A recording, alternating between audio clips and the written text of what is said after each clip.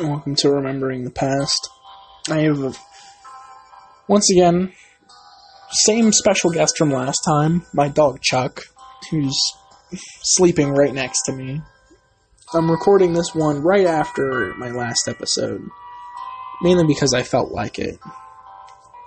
But I have a pretty similar topic regarding this episode compared to the last two episodes I've done. And now we're going to be talking about the evolution of aircraft.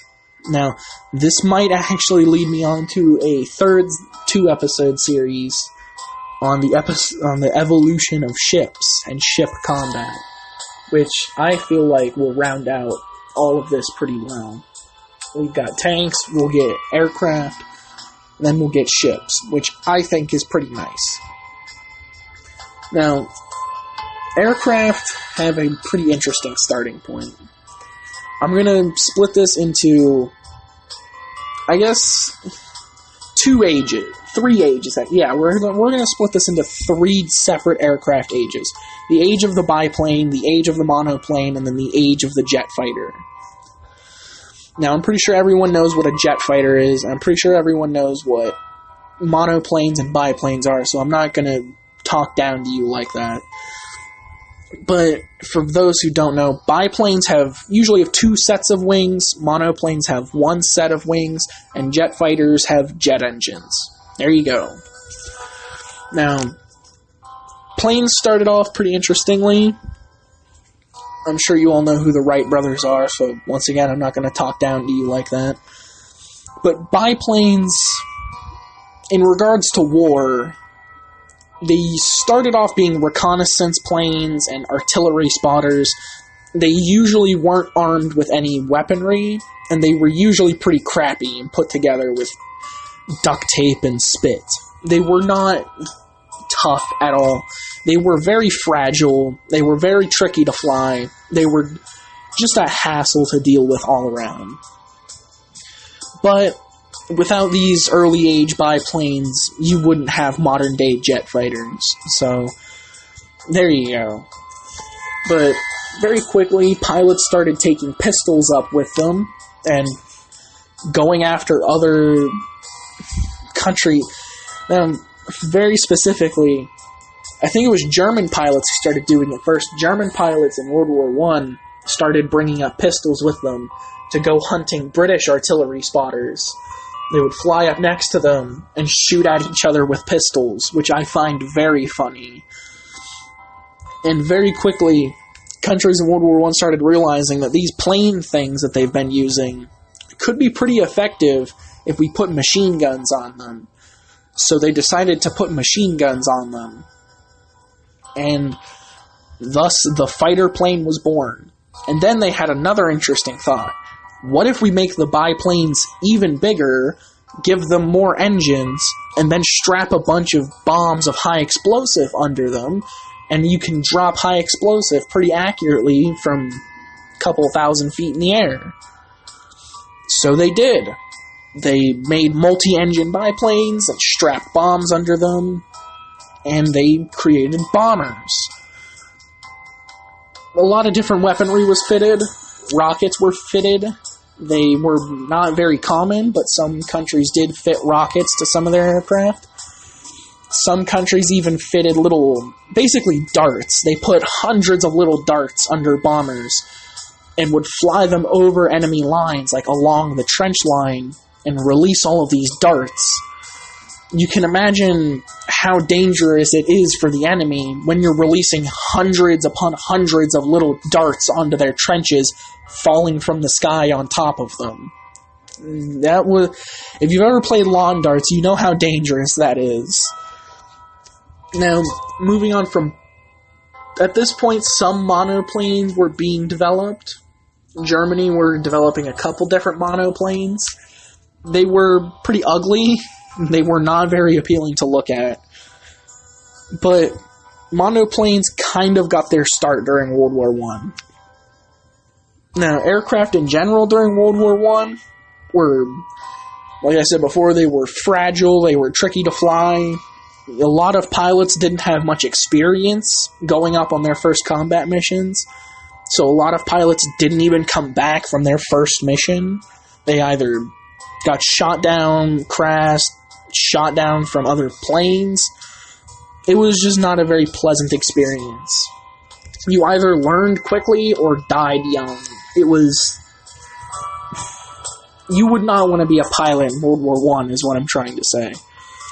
Now, moving on from this, we move into the monoplane age. Biplanes have, at this point in history, basically become, in terms of military use, obsolete. A couple countries during World War II used biplanes still, specifically Britain during the early years of the war, used a very, very, very fragile biplane called a Swordfish. It was a torpedo bomber. It was incredibly slow, it was very big for a biplane, and it carried a torpedo, and it had a crew of 3. And it's probably one of my favorite aircraft of all time, just because of how incredibly stupid it is, but I love it. But mostly, at this point, biplanes in military use have become obsolete, like I said before. So, most countries have moved on and have developed monoplanes. You're seeing things like F-2As, P-51s, P-47s. All of these are from America. Britain is developing things like the Spitfire, and the Hurricane, Typhoon, and Tempest. Germany is developing Bf-109s, Bf-110s, Focke-Wulf 190s. They were probably some of the best planes of the war that Germany had developed. France didn't really have... Well, they had a couple notable aircraft, but their names are really confusing, so I can't remember them right now. Russia was developing things like the Yaks, the I-Shaks, like I-16s, the Lavochkins, like LA-5s. Just... Once again, pretty tricky planes to fly. Russia didn't really have a lot of amazing pilots in the early years of the war. They were also developing things like the IL-2 Sturmovik, which was a ground attacker. It was absolutely covered in bombs and rockets and machine guns. And it was probably... Actually, yeah, I think it was the most mass-produced aircraft of the war. Japan is developing things like the A6M20, the D3A1 Val, which was a dive bomber, the B5N2 Kate, which was a torpedo bomber. Basically, every major superpower of the war, including Italy. Italy developed things like the Machi C202, the, what's it called? The RE 2005, I think it's called. But, I can't remember the name, but... The Machi C202 specifically was probably one of the best planes of the war, which is pretty sad considering it was developed by Italy. And for a country like Italy to develop one of the best fighters of the war kind of puts all of the other countries to shame. But at this point, every major superpower is relying heavily on monoplanes. It was really the age of the monoplane. Biplanes were still in civilian use. Bigger aircraft were being developed. Bigger bombers. Ground attackers were pretty popular. It really was an explosion of technology. Massive bombers were developed, like the B-17, the B-29 are from America, the B-25 Mitchell was a medium bomber. Britain was developing the Lancaster, the Wellington. Germany developed not a huge amount of 4-engine bombers, but their 2-engine bombers, like the HE-111s and JU-88s, were probably a couple of the best bombers of the war. I know I throw best tank, best bomber around quite a bit, but Germany really developed some of the best technology in the war that is still in use today, which leads us pretty smoothly into the jet age. Germany developed the first jet engine. It was part of the Me-262, or if you want to go by its nickname, the Me-262 Swallow. I think swallow in German is... I forget what it is. It's not shark. I don't think it's shark. But the Me-262 was the world's first functional jet aircraft. A lot of people will say that the British developed the first functional jet aircraft with the Meteor, the Gloucester Meteor. That's not true. The Me-262 made its first test flight way before the Gloucester Meteor did. But the Me-262 holds the title for almost the entire world as the first actual jet fighter. Well, jet aircraft, I should say, but it was a fighter. It was equipped with, I think, 4 30mm cannons in its nose, which was quite a bit of firepower. It really was... It was groundbreaking. That's not really an apt word, considering it's an aircraft, but it was groundbreaking technology at the time.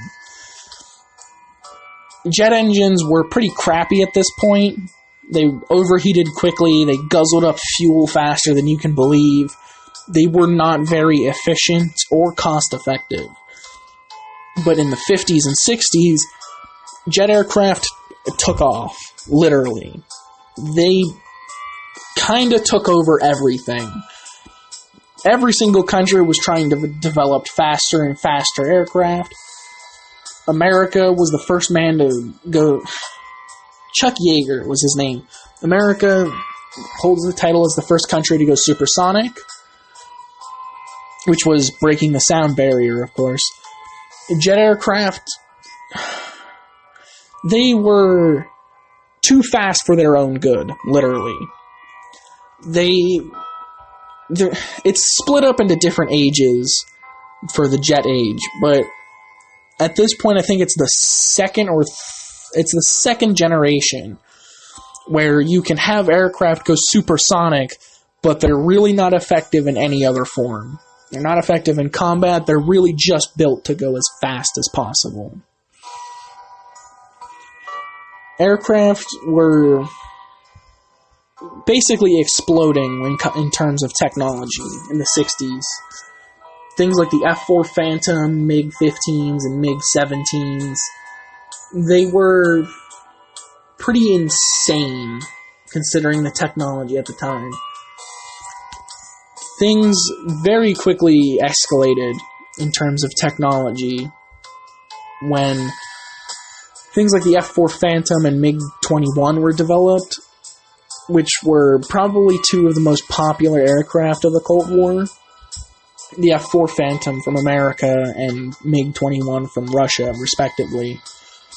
But after the Cold War kind of settled down, you're developing things like MiG-29s, and you're finally developing aircraft that can go supersonic, but also are still capable in combat. It was pretty interesting. Modern jet fighters are incredibly dangerous, and they pack a lot of firepower and are also pretty stealthy, depending on where they're operating. Now, since this is the first episode, I'm really just covering the basics. The next episode is going to get into more specific things regarding modern jet aircraft, because I have a lot to talk about in jet aircraft from the modern age. So I'm going to end this here. See you later.